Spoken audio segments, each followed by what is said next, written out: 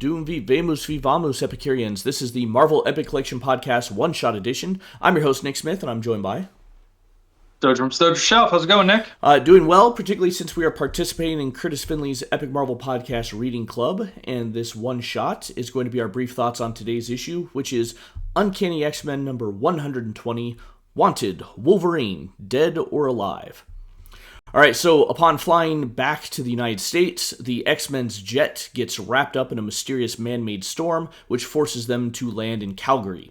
While in Canada, the superhero team Alpha Flight is there waiting to intercept the X-Men, with the hopes of capturing Wolverine to bring him back into the fold of Canada's superhero operations.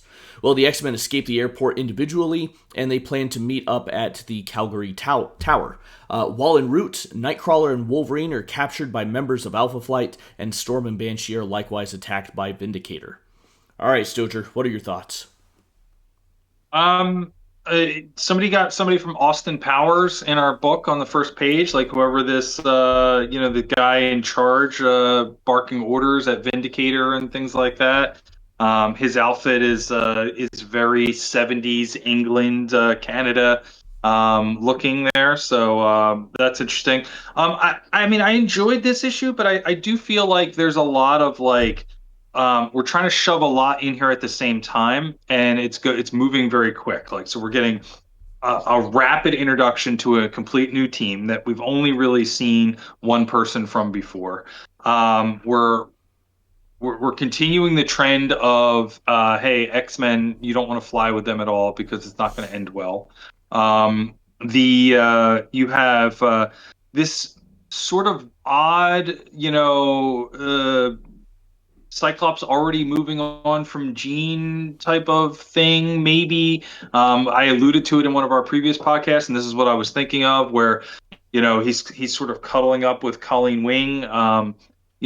It feels a little odd. I know that there's been a lot of time in the exposition that if when you pay attention to the reading, they were on the ship for 6 weeks. So I get that. But they haven't even gotten home and showered yet, let alone grieved for the loss of anybody to be kind of moving on. So I feel like it's a little weird there. It's also this issue and the next what is Alpha Flight really trying to do? They feel a little dysfunctional.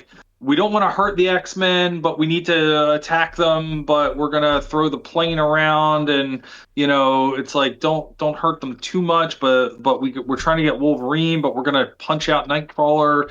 So it seems a little dysfunctional. Maybe that's by design to show that they're not all on the same page, but that was some observation as I kind of went through this. That they're not really have a cohesive leader. I know that they haven't really revealed Sasquatch fully, but sort of the last page of him throwing Wolverine around with those the wham bam kind of wording looks really cool. I'll say the colors and the inking and things like that of kind of keeping him in shadows. I like the way that was drawn and looked. What do you think of this issue? So yeah, fun issue. I was thinking about the Cyclops and Colleen Wing thing. Maybe that feeds back into what we saw earlier about how Cyclops didn't feel any loss for Jean this time around. He's not feeling like she's actually dead, and so maybe that's why it's easier for him to move on. Colleen, I guess she doesn't know that Jean's dead, or maybe she does. Well, no, that... Come to think of it... She's roommates with... Yeah, she's roommates. She might not even know... No, it's Misty's roommates with Jean, not Colleen. Right, yeah, but Colleen and Misty are close, and Misty was there too, wasn't she?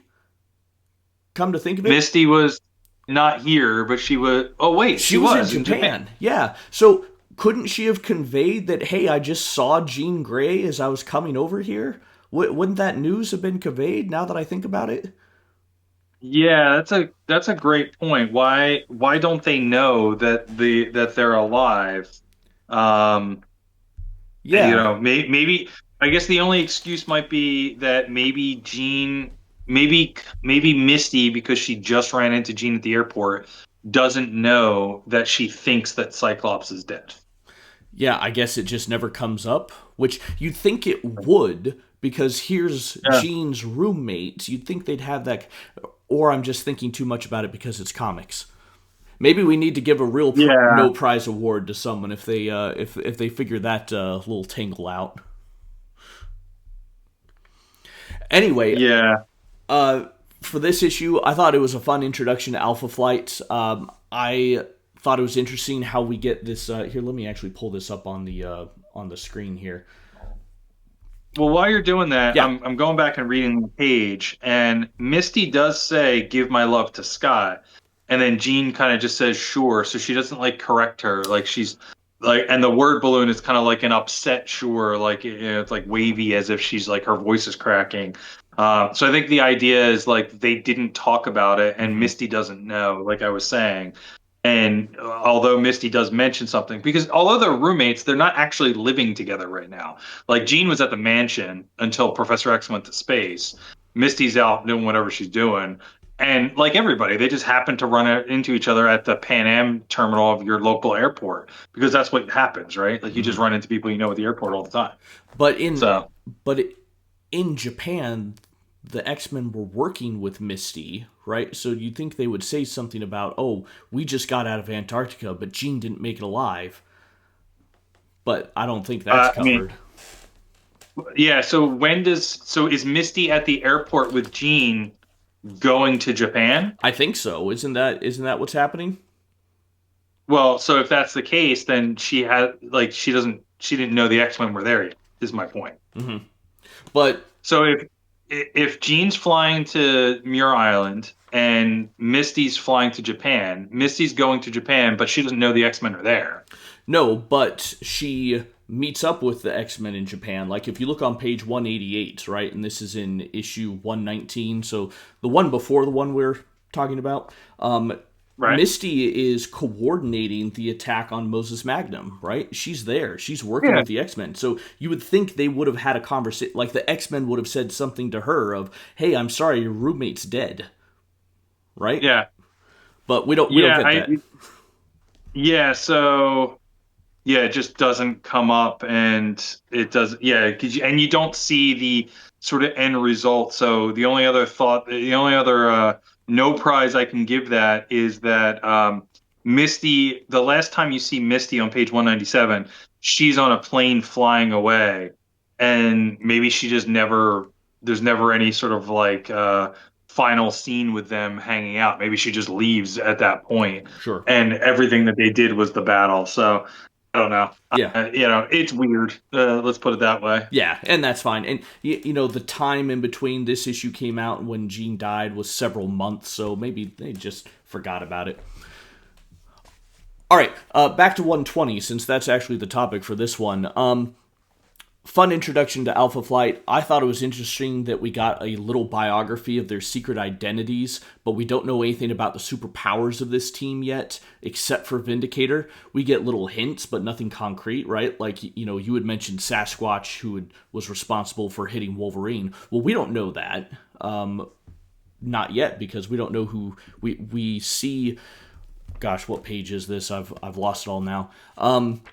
We see the alter ego of Sasquatch on the page that I've got up on the screen. This is on page 204, but we don't see what he looks like as Sasquatch yet. So, right, we don't know that. Right. We don't see what he looks like. We know that he's called Sasquatch. Like, so his Sasquatch form is kept in the dark, but his arm and fur seen, and they refer to him as Sasquatch Oh, when he do they? throws the plane on 210. So, like, you're not. It's not a secret that's Sasquatch. The secret is what does Sasquatch fully look like because they haven't revealed him yet. Right. Okay. All right. Yeah. So anyway, I thought that was just an interesting way to introduce them. And in that same panel, I also thought it was interesting that we see North Star surrounded by women in his first appearance. It was almost like they're setting him up to be some sort of playboy, but North Star is also Marvel's first openly gay superhero, correct? So it makes me wonder, when was that decision made? Was it already known? And this is just kind of I don't know, weird little instance that he's this skiing star and the women flock to him anyway, regardless of his proclivities. So anyway, I just thought it was an interesting little tidbit that I don't know if his sexual preferences gets retconned or if that was already thought from the beginning. I have no idea, but it's an interesting line to follow. Yeah, I'm not sure.